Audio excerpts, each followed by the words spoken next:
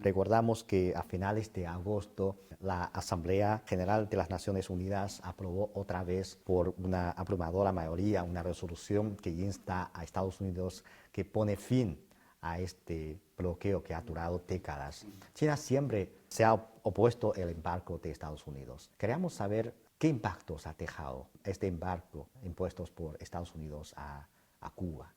Yo debo primero subrayar que el diferendo histórico entre Cuba y Estados Unidos no nació con la Revolución Cubana. Es decir, ese diferendo histórico data del siglo XVIII, incluso antes de la independencia de las 13 colonias. Habían ya pretensiones expansionistas en relación con nuestro país, incluso anexionistas desde entonces.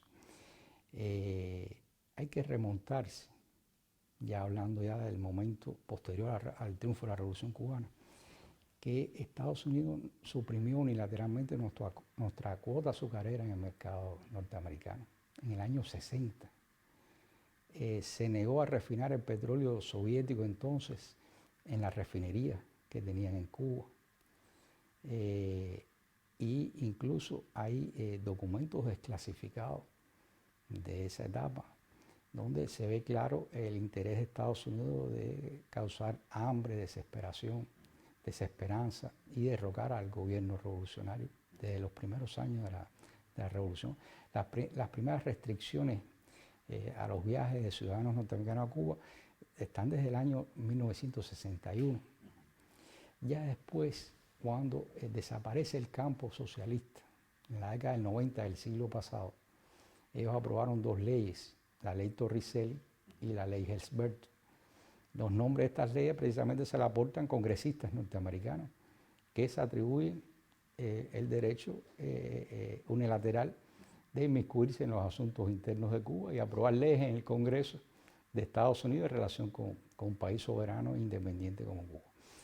La primera ley Torricelli iba dirigida contra el comercio y la segunda iba dirigida contra las inversiones extranjeras en Cuba e incluso la posibilidad de interponer demandas en tribunales norteamericanos contra inversionistas y demás. Ya más recientemente, en el año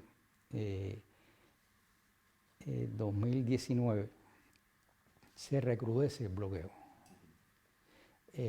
con la inclusión de Cuba en la lista unilateral, espuria y arbitraria del Departamento de Estado de los Estados Unidos de supuestos países patrocinadores del terrorismo. Esto, lógicamente, ha arreciado la persecución financiera.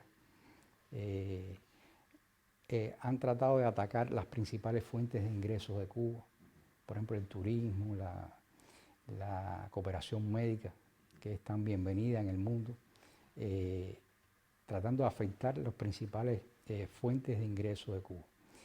Tú me preguntabas del impacto y yo te podría decir que a pesar de que es una violación flagrante, sistemática y masiva de los derechos humanos de todo un pueblo, y contraviene la Carta de Naciones Unidas, el libre comercio, el derecho internacional, ha afectado el derecho a la vida, al desarrollo, a la salud, a la alimentación de todo un pueblo y afecta diariamente, es decir, la vida diaria de cubanos y cubanas.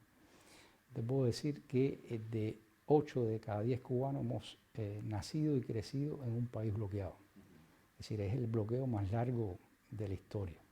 Y estamos convencidos que el bloqueo un día será derrotado por la resistencia y la dignidad de un pueblo como el pueblo cubano, por la solidaridad de otros pueblos, incluido el pueblo norteamericano, y por el apoyo de la inmensa mayoría de la comunidad internacional. Estamos convencidos de eso.